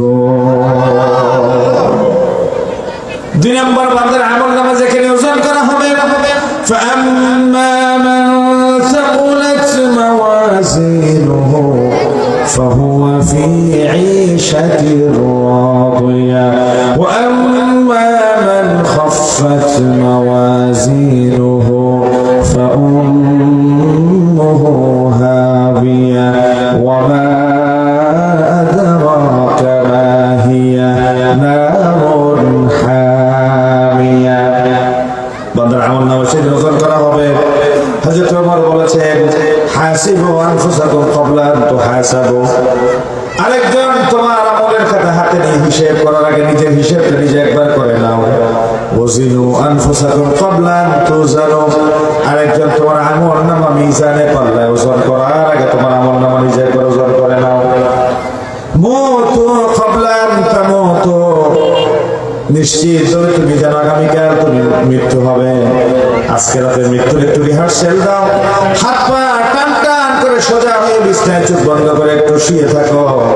কল্পনা করো তোমার স্ত্রীর কি ভূমিকা, কল্পনা করো তোমার বন্ধুরা বলেন ফেসবুকে একটা স্ট্যাটাস দিবেন, 2 জন বন্ধু মিলে বাস কাটতে চলে যাবে, আর 2 জন বন্ধু মিলে গরম পানি প্রস্তুত করবে, আর 4 জন বন্ধু মিলে কবর খননের কাজে ব্যস্ত হয়ে যাবে, কাফন দাফনের ব্যবস্থা হয়ে যাবে। গরম পানি দিয়ে গোসল সেরে বান্দারে খাটিয়ার উপর উঠিয়ে নিয়ে জানাজার মাধ্যমে শেষ বিদায়ের জন্য সকলে রওনা হয়ে যাবে গোরস্থানে। দিকে। হযরত ওমর সেই কথাই বললেন, হাসিবু আনফুসাকুম ক্বাবলা আন তুহাসাবু। হিসাবের খাতাটা একজনের হাতে যাওয়ার আগে নিজে একবার দেখে নাও। ওয়াজিনু ক্বাবলা আন তুজানু। আর একজন তোমার আমলনামা মিজানের উপরে তুলে ওজন করার আগে নিজের আমল নিজে একবার ওজন করে নাও। মওতু ক্বাবলা আন তামুতু। মৃত্যুর আগে মওতের জন্য একবার প্রস্তুত কেমন হয়েছে তুমি একবার হিসাব নিকেশ করে নাও। মা আয়েশা জিজ্ঞাসা করলেন, ইয়া নবী আল্লাহ, কোথায় খুঁজে পাওয়া যাবে? বলে যে প্রথম নাম্বার ফুলসিরাতে আমি পাশে দাঁড়িয়ে যাব, 2 নাম্বার বান্দার আমলনামা যেখানে ওজন করা হবে আমি সেখানে দাঁড়িয়ে যাব, 3 নাম্বার আল্লাহ রাব্বুল আলামিন আমাকে যে হাউজে কাউসার দান করেছে বনি আদম 50,000 বছর বিনা বিচারে দাঁড়িয়ে থাকবে, নিজের ঘামে নিজেই সাঁতরাবে, নিজের ঘামে নিজে ডুবে যাবে, তৃষ্ণায় ছানি ফেটে যাবে, জিহ্বাটা লম্বা হয়ে নবী পর্যন্ত নেমে যাবে। বনি আদম হা হা করবে, লা লা করবে, বাঁচার কোনো উপায় থাকবে না। আমি আমার গুনাহগার উম্মতদেরকে বাঁচাবার জন্য হাউজে কাউসারের পারে নিয়ে তাদের সামনে দাঁড়িয়ে যাব। 3 জায়গায় যে কোনো একটা জায়গায় আসে তুমি অবশ্যই আমার খুঁজে পাবে। এই জন্য বলি বন্ধুরা আমার নবীকে আল্লাহ তাআলা 3টা সন্তান দিয়ে উঠিয়ে নিয়ে বিনিময়ে কাউসার দিলেন এবং তিনি ঘোষণা করলেন, ইন্না শানিআকা হুয়াল আবতার। ও দিন বিরোধীরা, ইসলাম বিরোধীরা, আবু জেহেল, আবু লাহাব, উতবা, শাইবা, তারা জেনে রাখো, আজ নয় কাল নয় 1,500 বছর আগে আল্লাহ রাব্বুল আলামিন তোমাদের ধ্বংস কামনা করে তোমাদের আন্ডা বাচ্চার উপর আল্লাহ লানত দিয়ে বলেছেন, নবী আপনারা যারা নির্বংশ বলে আজ হোক কাল হোক লক্ষ্য করবেন তারাই নির্বংশের ভূমিকায় অবতীর্ণ হবে। বহু বাচ্চা পরিবার পরিজন তাদের থেকে আলাদা হয়ে যাবে, তাদেরকে কথা বলার, কথা শোনাবার, তাদের খোঁজখবর নেওয়ার মতো কোনো মানুষ পৃথিবীতে খুঁজে পাওয়া যাবে তাফসীর খোলা যায়। আজ সেই দৃশ্য যাদের সামনে স্পষ্ট, সেই দৃশ্য স্পষ্ট, কেউ যোগাযোগ করে না, খবর নেয় না, কথা বলে না, ধন সম্পদ যেটি যেখানে আছে পড়ে আছে। কত দামি দামি গাড়ি গ্যারেজে মহিলা রেস্তোরাঁয় পরিণত হয়েছে, তাদের ব্যবসা বাণিজ্য আজকে লুটে পুটে খাচ্ছে তাদের কর্মচারীরা, দেখার মতো কেউ নাই। আছে? খবরদার, সীমা লঙ্ঘন করা যাবে না, জলম করা যাবে না।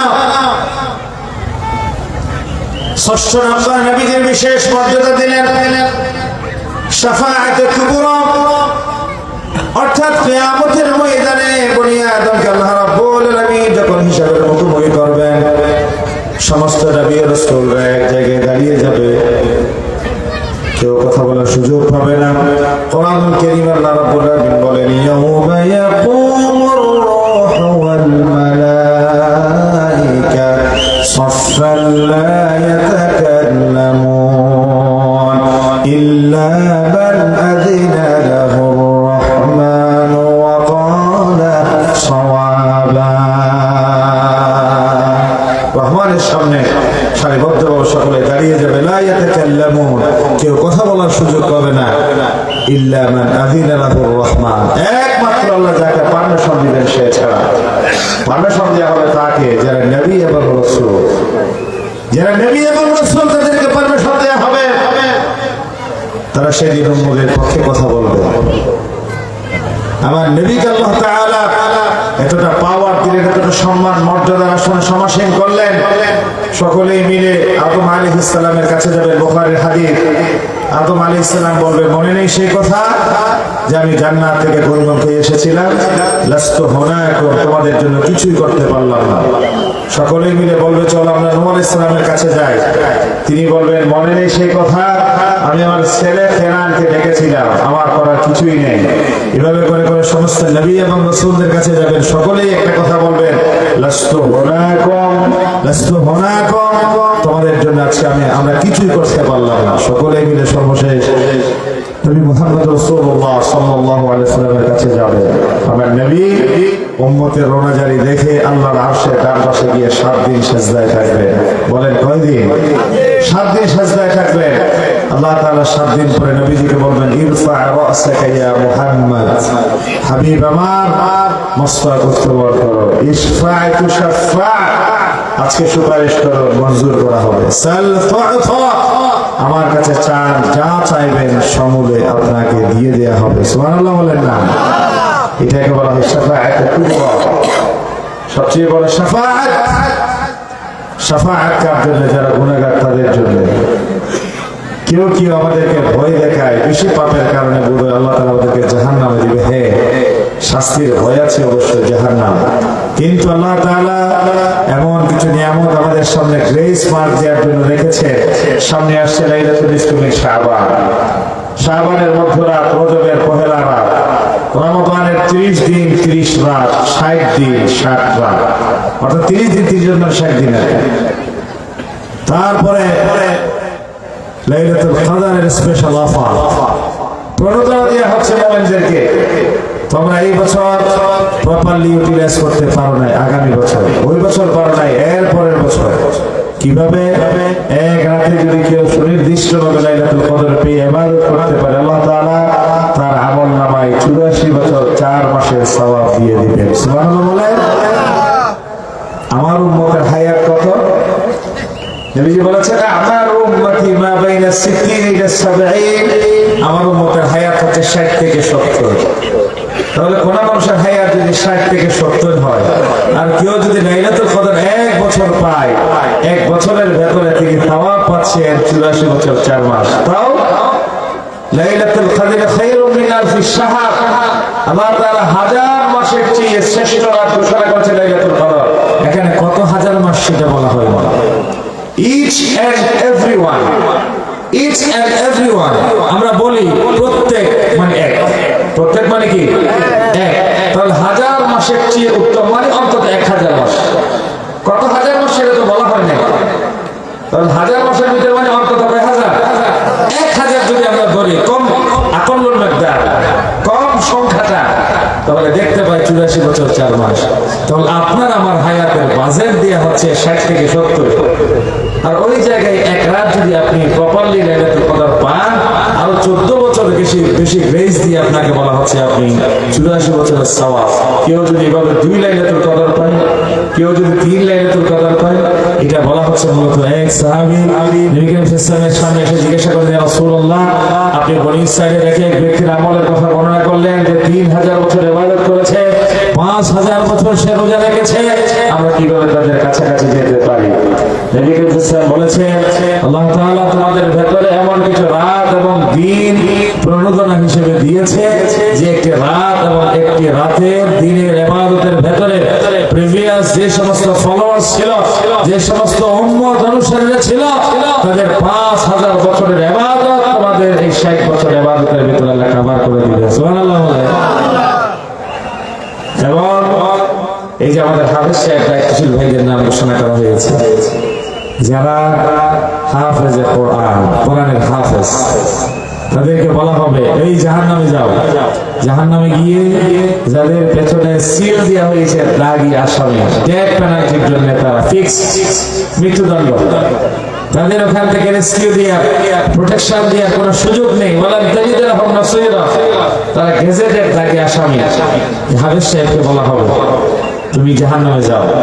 জাহান্নামে গিয়ে কাঞ্চননগরের মানিকপুর ভাষী যারা তোমাকে রাস্তা দিয়ে হেঁটে যাওয়ার সময় এক কাপ চা খাইয়েছিল, উজু করার জন্য পানি দিয়েছিল, তোমার একটা নুরানি ছিল, হিফখানা ছিল, এতিমখানা ছিল, একটা দাতব্য চিকিৎসালয় ছিল যেখানে সাধারণ মানুষের জনকল্যাণের জন্য কাজ করা হতো, একটা যাত্রী ছাউনি ছিল, ওই জায়গায় এক জগ পানি দিয়ে আসতো প্রতিদিন। পেডেস্ট্রিয়ান যারা, পথচারী যারা, তাদেরকে তিনি দাঁড়িয়ে দাঁড়িয়ে ঠান্ডা পানি খাওয়াতে। অথবা তুমি মাদ্রাসায় যাওয়ার সময় তোমাকে একদিন মাথায় হাত বুলিয়ে দিয়েছিল, অথবা তোমার পকেটে 2 টাকা ঢুকিয়ে দিয়েছিল, অথবা তোমার মাথায় হাত বুলিয়ে দোয়া করে দিয়ে তুমি হাফেজ হওয়ার জন্য উৎসাহ উদ্দীপনা দিয়েছিল।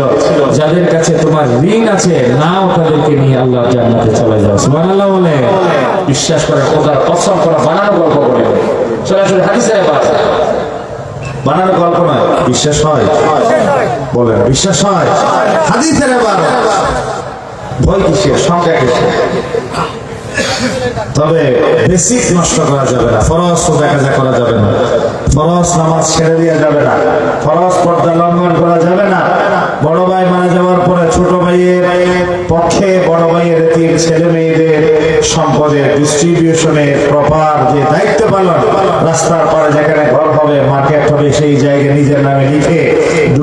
ভেতরে পুকুর পাড়ের জমিন এটি ভাতিজা ভাতিজির জন্য দিবেন, আপনি খায়ের হবেন, প্রতারক হবেন, আপনি মোমেন থাকতে পারবেন, এমনটা করা যাবে না। তাহলে আল্লাহ তাআলা আপনাকে আমাকে কি বলছে এখানে, শাফাআতে কুবরা, আমার নবীকে বিশেষ একটা মর্যাদা দিলেন। এই বিশেষ মর্যাদা দেওয়ার পরে আল্লাহ তাআলা সমস্ত নবীকে এখানে আনেবল করে দিয়ে একমাত্র শ্রেষ্ঠ নবীর বিশেষ মর্যাদা দেওয়া হচ্ছে। নবী হে আমার, আপনাকে আল্লাহ তাআলা এমন একটা পাওয়ার দিলেন, সমস্ত নবীরা যেখানে দাঁড়িয়ে যাবে আপনি যদি আল্লাহর রাস্তায় ডান পাশে গিয়ে সেজদায় থাকবেন, আল্লাহ সেজদা কবুল করবেন, সমস্ত উম্মতদেরকে টেনে আপনি আল্লাহর জান্নাতে নিয়ে যাবেন। সুবহানাল্লাহ বলেন। এরপরে একটা ব্যতিক্রমী কথা বলে, আমার নবীকে আল্লাহ তাআলা এই মাসে গত রাত হয়েছে 26 তারিখ দিনগত রাত, পরশু দিন রজবের 26 তারিখ দিনগত রাত, লাইলাতুল মেহরাজ। নবীকে আল্লাহ তাআলা এমন কিছু পাওয়ার দিয়েছেন, তিনি আঙ্গুলি তুললে চন্দ্র দ্বিখণ্ডিত হয়ে যায়, পা তুললে মেরাজে চলে যায়, তিনি হা বললে হালাল হয়ে যায়। সুবহানাল্লাহ বলেন। নবীজি চাচাকে হারালেন, আপন স্ত্রীকে হারালেন, কলিজা ভেঙে গেল। আমার আল্লাহ বললেন, হাবিব আমার, আপনি আমার কাছে চলে আসেন। মেরাজে নিয়ে গেলেন, প্রথম দ্বিতীয় তৃতীয় চতুর্থ পঞ্চম ষষ্ঠ সপ্তম আসমান ভেদ করে সিদরাতুল মুনতাহা, আরশে কুরসি, লৌহ কলমের উপরে আমার আল্লাহর কাছাকাছি গিয়ে মুলাকাত করলেন। কোরআনুল কারীম আল্লাহ রাব্বুল আলামিন বলেন, ফাকানা কাবা কাউসাইনি আও আদানা, উদনু মিন্নি হাবিব আমার, আরো কাছাকাছি আসেন, আরো কাছাকাছি আসেন। এত কাছাকাছি বসেছেন, দুই ধনু অথবা আরো কাছে আমার আল্লাহ এবং তার হাবিব একত্রিত হয়েছে। নবীজি বলেছেন, আমার চোখ দিয়ে আমার আল্লাহকে আমি দেখেছি সেই দিন। কথা হয়েছে, রাসূল আপনি বলুন, আপনি রাস্তা দিয়ে হেঁটে যাওয়ার সময় কারা কারা কাটা বিছিয়ে দিতেন? নবী হে আমার, আপনি বলুন, আপনি সেজদায় গেলে পরে কারা ওঠের পথে নাড়ি বুড়ি উঠিয়ে দিয়ে আপনাকে হত্যার চেষ্টা করছেন? রাসূল আপনি বলুন, কারা আপনাকে মক্কা থেকে বের করে দিয়ে ষড়যন্ত্র করা হচ্ছে? আল্লাহ কি জানেন না? বলেন না, আল্লাহ জানেন কিনা? তারপরও প্রিয়জনের মুখে শুনতে ভালো লাগে, সব শুনলেন, চলে আসবে। আল্লাহ তাআলা বলেন, রুখসত দিয়া যা, খাতটা একটু বাড়ান। একটা কথা আছে, কাজ আছে, হাতটা দিলেন। আমাদের দেশের ছেলে মেয়েরা যারা বিদেশে থাকে, তারা যখন দেশে আসার সময় হয়, পাশের রুমমেট বলে, বন্ধু আমার বাবা বিদেশি কাপড়ে একটা জামা সিলাতে পছন্দ করে, একটা জামা দিলাম। আমার মা বিদেশি একটা কম্বল পছন্দ করে দিলাম। আমার মা বিদেশি একটা বোরকা পছন্দ করে দিলাম। লাগেজ গাড়িটা ফিক্স করে প্লেটে তুলে দেওয়া হবে। সর্বশেষ যখন ইমিগ্রেশন পার হবে, তখন বন্ধুকে বলে, বন্ধু ছোট্ট একটা পটলা দিলাম, এটা খবরদার লাগেজে দেওয়া যাবে না, ব্যাগে দেওয়া যাবে, এটা হ্যান্ড ব্যাগে রাখতে হবে। যেখানে তোমার টিকিট পাসপোর্ট থাকে সেখানেই থাকবে। আমি তোমাকে হাতে হাতে দিলাম, তুমি ঘরে গিয়ে আমার মায়ের হাতে হাতে দিলাম। এরকম বলে না? বলে। আমার নবীকে আল্লাহ তাআলা সেই কথাই বললেন, হাবিব আপনি স্ত্রীকে হারিয়েছেন, চাচাকে হারিয়েছেন, বিষণ্ণতায় ভুগছেন, আপনি নবীকে আমি আমার কাছে মেরাজে নিয়ে আসলাম। কিয়ামত পর্যন্ত আপনার উম্মতেরা তাদের একজোড়া স্যান্ডেলের দুটো ফিতার একটা ফিতা যদি ছেঁড়া যায়, তারা অবশ্যই যায় আমাদের দাঁড়িয়ে আমার আল্লাহর সামনে সেটি পেশ করবে। সুবহানাল্লাহ বলে। তাদের যদি পেট ব্যথা হয়, পেট ব্যথা ভালো করার জন্য আমার আল্লাহর সামনে চোখের পানি ছাড়বে। 24 ঘন্টা সময়ের ভেতরে 23 ঘন্টা সময় বান্দাকে আল্লাহ পাহারা দেয়। বান্দা আল্লাহকে ডাকতে থাকে, আল্লাহ দেখেন কে কোন বান্দা কিভাবে চায়। শেষ রাতে বান্দা যখন গভীর ঘুমে নিমগ্ন, আল্লাহ তাআলা বলেন, বান্দা তোরে ডাকার জন্য আমি আল্লাহ প্রথম আসমানে এসে হাজির হয়ে গেলাম। সুবহানাল্লাহ বলেন। বিশ্বনবী বললেন, আকরাবু মা ইয়াকুনুল আবদু মির রাব্বিহি ওয়া হুয়া সাজিদ। আমার কোন বান্দা যখন সাজদায় যায়, কপালটাকে জমিনে ঠেকায়, নাকরে বানায় কলম, জমিনে বানায় কাগজ, নাক নামক কলম দিয়ে জমিন নামক কাগজের উপরে সে গোলাপের চাদর থেকে লিখে দেয়, সুবহানা রাব্বিয়াল আ'লা, সুবহানা রাব্বিয়াল আ'লা। ও রব, নাকরে বানালাম কলম, জমিনে বানালাম কাগজ, নাক নামক কলম দিয়ে জমিন নামক কাগজের উপরে বান্দা লিখে দিলাম, এই বান্দা তোমার দিন কায়েমের প্রয়োজনে যদি প্রয়োজন হয় জীবন দিয়ে দিতে রাজি, সম্পদ বাজিয়াপ্ত হবে হওয়ার জন্য রাজি, ঈমান দিব না জীবন দিতে পারি।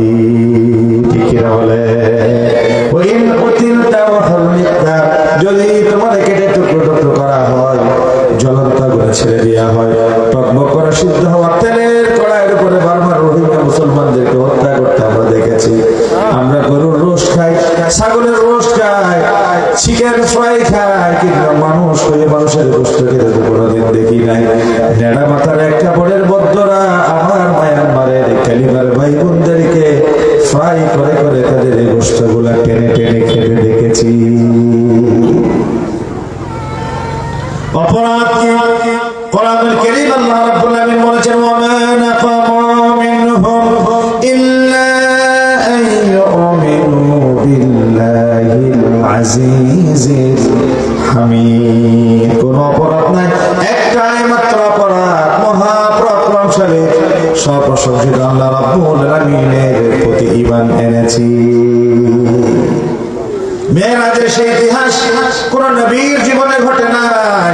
আল্লাহ রাব্বুল আলামিন একভাবে আমার নবীকে সেই মেরাজের বিশেষ মর্যাদা দান করলেন। কোরআনুল কারীমে তিনি বলেন, সুবহানাল্লাযী আসরা বিআবদিহি লাইলান মিনাল মাসজিদিল হারাম ইলাল মাসজিদিল আকসা। কি মহাপবিত্রতম সত্তা যিনি, যিনি মসজিদে হারাম থেকে মসজিদে আকসা পর্যন্ত তিনি আশ্রয় করালেন, রাত্রিবেলায় খবর করালেন।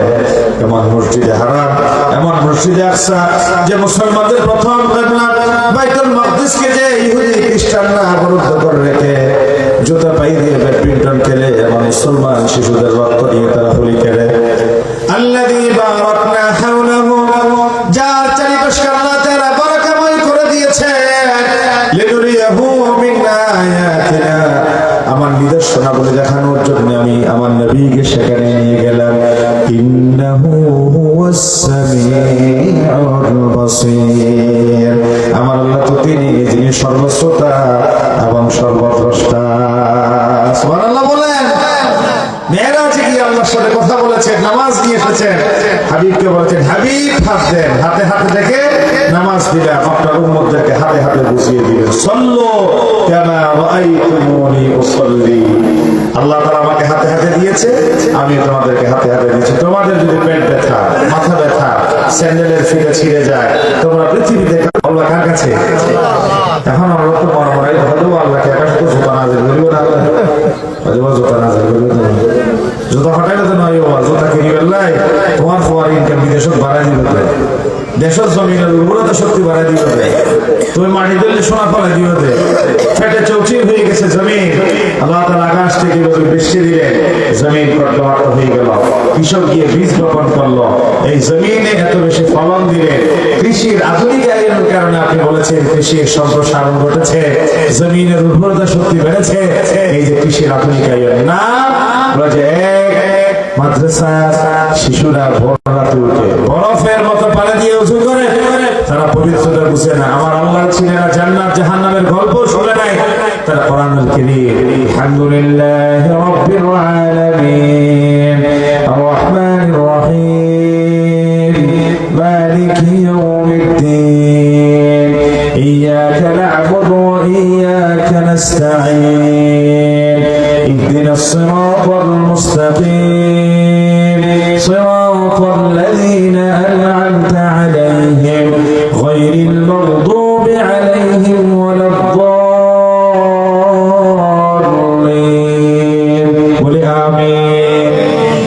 ছোট ছোট শিশুরা কোরআনুল কারীম তেলাওয়াত করে, আল্লাহ রাব্বুল আলামিন বলে, যে জমিন আমি আল্লাহর ভয়ে, জাহান্নামের ভয়ে, জান্নাতের আশায় ছোট্ট মাসুম যারা কোরআন তেলাওয়াত করে, এই জমিনের উর্বরতা শক্তি ফেরেশতারা তোমরা বর্ধিত করে দাও। বিভিন্ন মাদ্রাসার মসজিদগুলোতে যাবে, শেষ সাথে দেখবেন বুজুর্গ উলামায়ে কেরাম মসজিদের কোনায় গিয়ে এইভাবে করে চোখের পানি ফেলে, আপনি দেখলে আশ্চর্য হবে যে খোশ করলে যেন চোখের পানি হাতে নিয়ে যাবে, এইভাবে করে তারা কান্নাকাটি করে। আমাদের এই মুসল্লিদের ভিতরে এমন অনেক আছে যারা শেষ সাথে যাদের পিঠ বিছানা থেকে আলাদা হয়ে যায়, যাদের পিঠ আলাদা হয়ে যায়। বাংলাদেশের স্বাধীনতা 1971 সালের সেই সময়ে 56,000 বর্গ মাইলে যে জমিন ছিল, 18 কোটি মানুষ এখন আমাদের দিন দিন ধানের জমিগুলা, চাষের জমিগুলা তো ঘর বাড়ির জন্য বরাদ্দ হয়ে হয়ে ধানের জমি, চাষের জমি কমে গেছে, কমে যায় না, কমে গেছে। 18 কোটি মানুষ, স্বাধীনতার সময় 7 কোটি মানুষ কম্বল নিয়ে চুরির তামাশায় লিপ্ত হয়েছিল। 7 কোটি মানুষ, 7 কোটি কম্বল প্রপারলি তারা পাই নাই। আজ ঘরের আধিক্যতার ভেতরও হাজার হাজার মানুষের নতুন নতুন গৃহ নির্মাণ হয়েছে, কিন্তু আমার দেশের কোন মানুষ এখন আর না খেয়ে মরে না। ঠিক না বলে? এটা কৃষ্ণাতুরি কারণ নয়, এটা আল্লাহর রহমত এবং আল্লাহর পক্ষ থেকে বান্দার জন্য দয়া এবং করুণা। ওমা আলাইনা ইল্লাল বালাগ। আসসালামু আলাইকুম ওয়া রাহমাতুল্লাহি ওয়া বারাকাতুহু।